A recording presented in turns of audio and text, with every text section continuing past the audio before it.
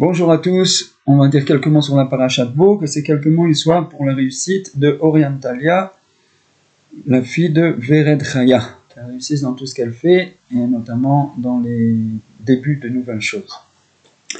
Et la Parashat Bo, elle est très spéciale, puisqu'elle représente en quelque sorte un nouveau commencement dans la Torah. Si on regarde le premier Rashi de la Torah, sur Bereshit, le tout premier Rashi, il commence pas tout de suite à expliquer les mots des versets, mais plutôt il pose une question. Pourquoi la Torah ne commence pas par Achodesh Azelachem Rosh Chodashim? Ce mois est pour vous la tête de tous les mois, qui est la première mitzvah donnée, le premier commandement donné au peuple d'Israël et qui est dans la Parashat Bo. Ça veut dire qu'il y a une certaine compréhension que Rashi met en avant, que la Torah elle est là pour nous donner la liste des commandements.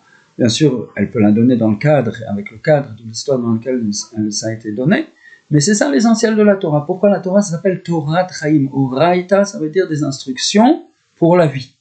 Comme on a discuté une fois dans une de nos rencontres, pour ceux qui ont vu, la Torah, toutes les mitzvot, c'est pas une finalité. Et là, c'est ce qui nous permet de compter sur le cadre dans lequel on se connecte à la vérité absolue.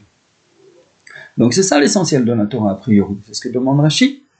Et bon, il répond que bien sûr, il y avait une nécessité à donner tout le Sefer Bereshit, avec toute l'histoire de la création du monde, et essentiellement d'Avot, Abraham, Yitzhak, Yaakov, et Yosef, la descente en Égypte, etc., etc.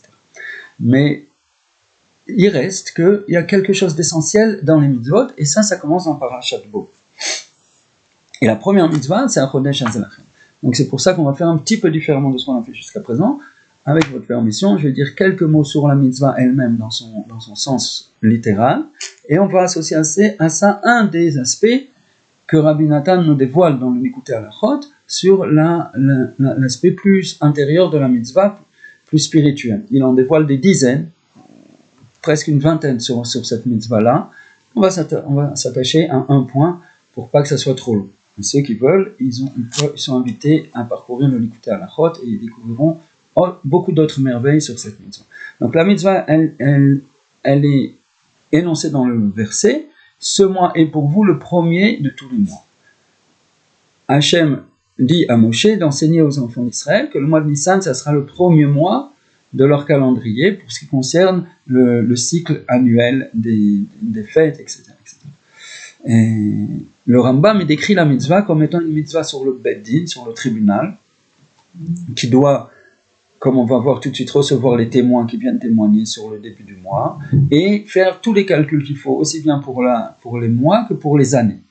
Tout ça, c'est la même mitzvah. Ça veut dire le calendrier juif, il est compris dans cette mitzvah-là. Il y a un autre point, on va tout de suite y revenir. Bon, je ne sais pas si vous avez fait attention, mais le calendrier juif, c'est le seul qui a des mois avec une réalité physique et une année avec une réalité physique. Nos mois, ils sont liés, c'est des mois lunaires. Chaque fois qu'il y a une nouvelle lune, c'est le début du nouveau mois. Donc il y a une réalité physique dans le monde du début du mois. Et nos années sont des années solaires. Quand la Terre, elle a fait un tour autour du Soleil, on revient à la même date générale du calendrier. C'est pour ça qu'on a le mois de Hadar Bet, qu'on rajoute un mois de Hadar plusieurs fois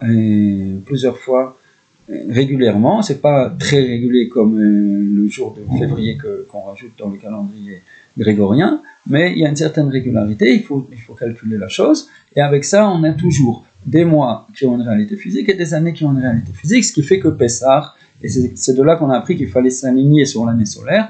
Pessah, il doit tomber toujours au printemps. Ou Shemartem et Chodesh Aviv, il y a écrit à propos de Pessah, vous garderez le mois du printemps. Donc, si vous comparez avec le calendrier islamique, par exemple, ils ont des mois qui ont une réalité physique, mais pas d'année.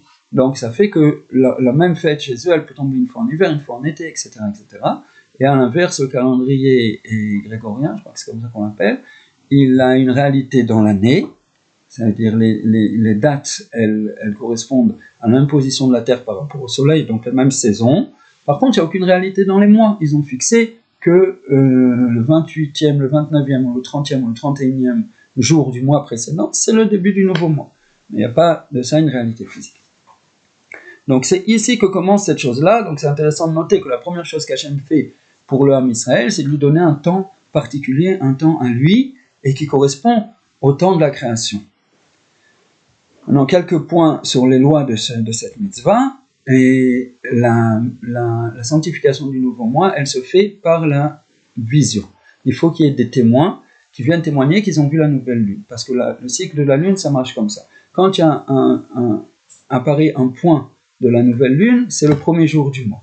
Après, on sait que pendant 29 jours, c'est le cycle normal de la lune. Elle grandit jusqu'à la pleine lune, qui est le 15 du mois, et elle rétrécit. Maintenant, quand va venir la nouvelle lune, ça peut varier. C'est-à-dire, il y a 2 jours où elle n'est pas visible, et elle peut apparaître soit à la fin du 29e jour, ça veut dire au début du 30e jour, parce que chez nous, les jours ils commencent le soir, soit le lendemain, ça veut dire à la fin du 30e jour, ce qui est déjà le début du 31e jour.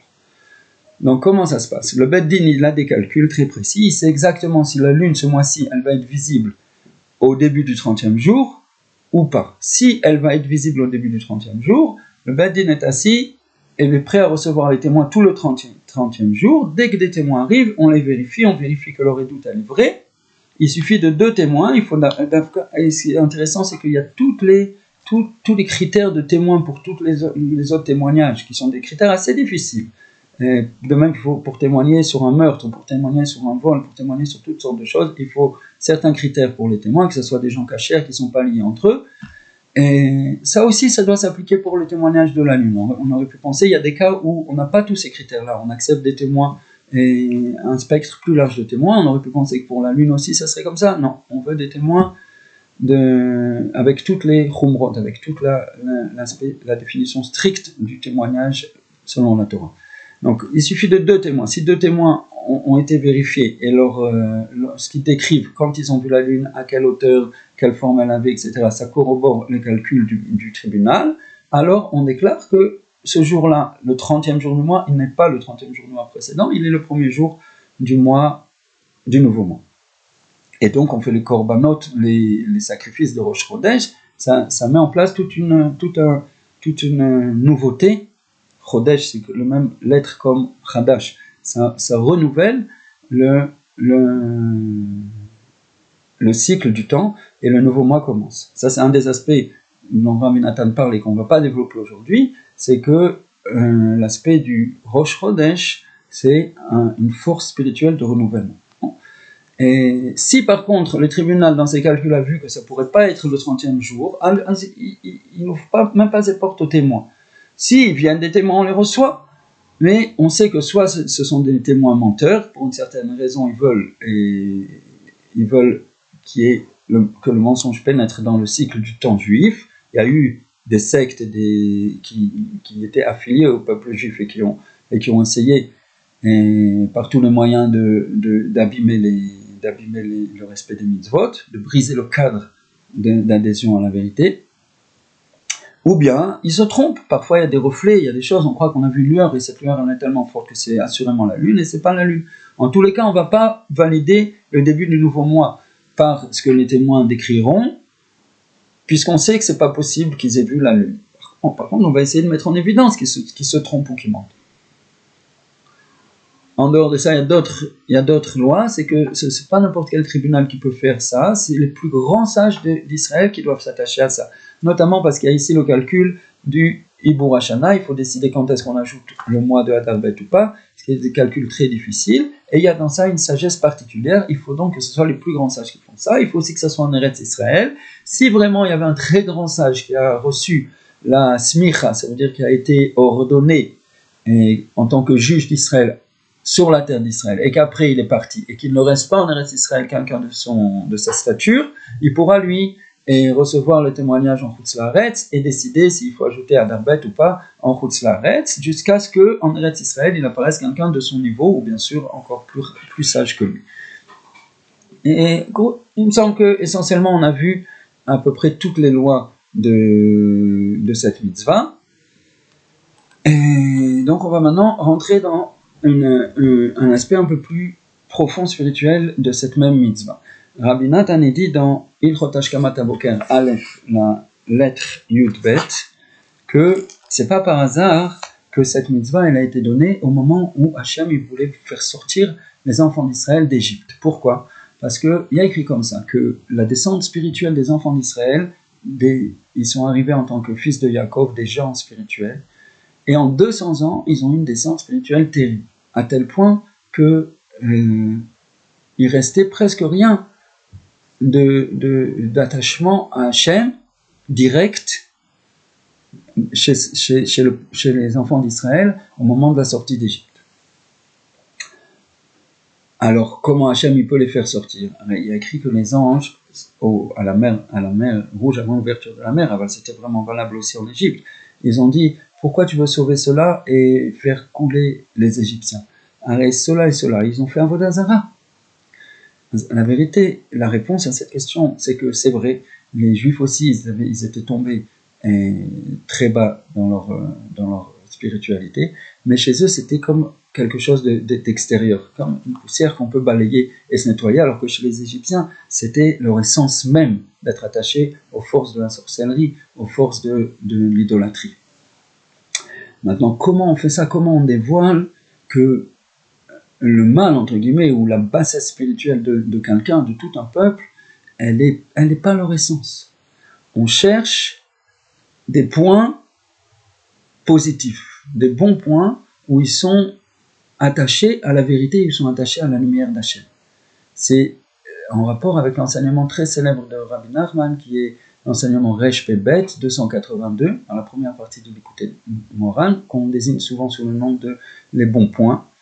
Et là-bas, il nous enseigne comme ça que on doit chercher chez les autres, chaque juif doit chercher chez les autres, aussi bien que chez lui, des bons points. Quand il veut avancer, quand il veut se sortir d'un état spirituel assez bas, il doit chercher où je suis, oui, connecté à Hachem, où je fais, oui, des mitzvot. C'est vrai que je ne fais pas grand-chose, ça a l'air extérieurement que je ne fais pas grand-chose de ce qu'il y a écrit dans le Shulchan Aruch. Aval, quand j'ai affaire avec des gens, je les traite de façon polie, donc il y a une mitzvah très saine. Et je sais pourquoi je fais ça, parce que je sais que comme ça il faut se comporter, comme ça il faut se comporter avec les Juifs et avec toute l'humanité. Pourquoi je sais ça? J'ai reçu de la Torah. Je sais qu'il y a une mitzvah comme ça, une mitzvah très saine, une mitzvah d'être bon avec l'autre. Ou toute autre sorte de choses. Je donne la tzedaka, mais je donne la tzedaka parce qu'Hachem il a dit, pas seulement parce que j'ai pitié de la personne. Ou bien à Yom Kippour, je fais vraiment sérieusement tout l'ordre du jour, toutes sortes de choses. Je cherche en moi des bons points liés au mitzvot, liés à un attachement à Hachem. Et il dit Rabbi Nachman, tu t'attaches à ces mitzvot-là, cette lumière-là, et tu comprends que ça c'est toi. Et à partir de là, tu construis, tu ajoutes, tu cherches d'autres points, et ça va te donner la force de sortir complètement d'une ambiance de bassesse spirituelle et de rentrer dans une ambiance de motivation, d'avancée spirituelle, d'élévation, etc., etc. Ça veut dire, si on y réfléchit, ça prend un peu à contre-pied la façon naturelle dont les hommes pourraient réagir. Quand on voit qu'on est comme on dit, au niveau zéro dans un certain domaine, si on décide de changer, on a tout de suite une liste de choses qui nous viennent, tout ce que je dois faire pour être différent dans ce domaine-là. Si c'est au niveau de la spiritualité, du respect des commandements, donc il faut que je garde Shabbat, il faut que je mette les téphilines, il faut que je fasse 3 prières par jour, il faut que je mange kasher, il faut que j'arrête de faire des petits jeux avec l'argent, avec mes associés, avec mes clients, avec mes fournisseurs, il faut. Je vois que c'est ça qu'il faut pour s'attacher à Hachem. La plupart du temps, même si je m'y mets, c'est lourd, j'ai du mal à avancer. Très souvent, on n'arrive pas à s'en sortir. Pourquoi? Parce que sans arrêt, on a cette vision que c'est pas encore suffisant. Je vois bien que je suis éloigné d'Hachem. Ne rentre pas dans cette vision-là des choses. Cherche en toi où est-ce que tu es maintenant connecté à Hachem. Tu es vraiment assurément connecté à Hachem maintenant. Cherche ces points-là. Sache que ça, c'est toi, c'est ton essence, c'est la profondeur de ton être. Attache-toi à ces points-là, identifie-toi à ces points-là, réunis encore des points comme on fait un bouquet de fleurs, encore un petit point, jusqu'à ce que tu aies un petit bouquet.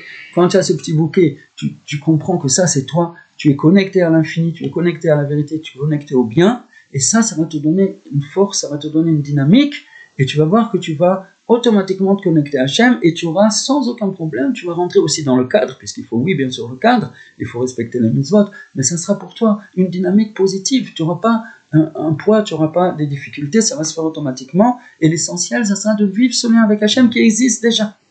Et ça, c'est Bidiouk Kiddush HaChodesh, ça c'est la mitzvah de sanctifier la lune. Qu'est-ce qui se passe? La lune, elle a disparu. Pourquoi?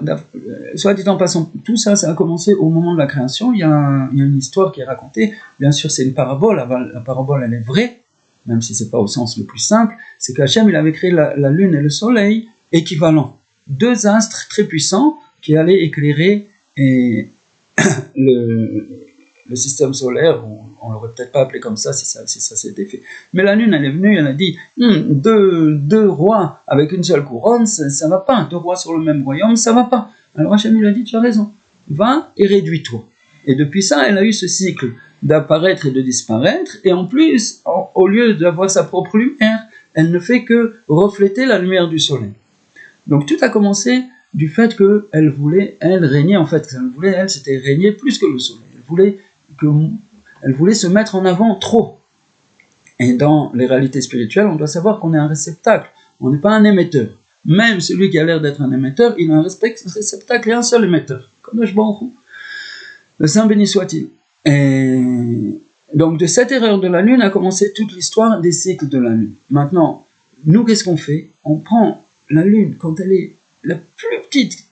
Si on a vu un filet, même avant un filet, un point, vraiment un point, et ça on dit, ça, la Lune, elle est sanctifiée. On monte au Bezdin, on témoigne, et les sages, ils disent avec toute l'assemblée, Mekoudash, sanctifié, sanctifié, sanctifié. C'est un mot très élevé. Ce petit point-là, et ce petit point-là, il va décider de notre calendrier.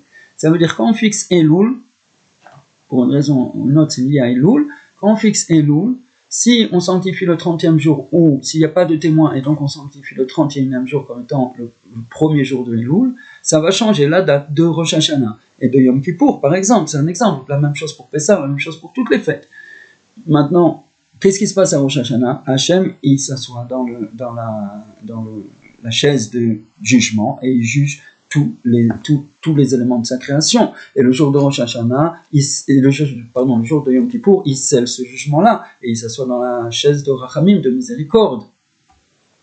Donc, qui c'est qui décide quel jour ça va avoir lieu, cette réalité spirituelle très élevée? Bien sûr, il y a Hachem, il n'a aucune forme, il n'a aucune chaise, etc. Mais c'est quand même la description d'une réalité spirituelle effective. Qui c'est qui décide quand est-ce que ça va se passer dans notre temps, nous, puisque Hachem, lui, il est en dehors du temps? C'est nous. Et qui c'est qui décide ça en fonction de quoi? En fonction d'un petit point de la Lune. Ce petit point de la Lune qui, a priori, elle n'est pas bessédère, la Lune, elle n'est pas bien, elle s'est mal comportée. C'est pour ça qu'elle est tellement réduite et qu'elle a ces cycles bizarres. Pas comme le Soleil qui est fixe dans sa puissance. Même ça, même dans cet état tellement bas, et dans l'état où on la voit plus déjà depuis 2 jours, le moindre petit point, c'est une sainteté extraordinaire, et avec ça, on va fixer notre calendrier, et toutes les fêtes, et toutes les conséquences extraordinaires de nos fêtes au niveau spirituel pour toute l'humanité. Donc de là, on voit combien un petit point de connexion à la lumière divine, c'est cher. Donc ça nous enseigne à nous, la première mitzvah. D'abord, apprends à regarder ça. Apprends à regarder le bien qui est en toi, le bien qui est chez les autres. Sache que ce bien, c'est votre vraie nature. Et à partir de ce bien, construis. Ajoute. Ne regarde pas ce qui ne va pas. La Lune, tu ne peux pas être pire que la Lune. Elle a fait une erreur de par son fait. Elle a été réduite. Et là, elle est dans son pire état. On la voit même plus du tout depuis 2 jours. Et pourtant, un petit point, ça a une puissance extraordinaire. Chez toi aussi, un petit point, ça a une puissance extraordinaire. Que Dieu nous aide à intégrer cette vision des choses pour nous-mêmes avant tout. Ensuite pour les autres Bnei Israël, ensuite pour toute l'humanité. Et à travers ça, on va révéler le lien qu'il y a entre toute l'humanité et Hachem, et ce lien, automatiquement, il va grandir. Et à l'Élysée, on devrait voir très prochainement la délivrance finale. En attendant, Kol HaYeshuot, et à bientôt.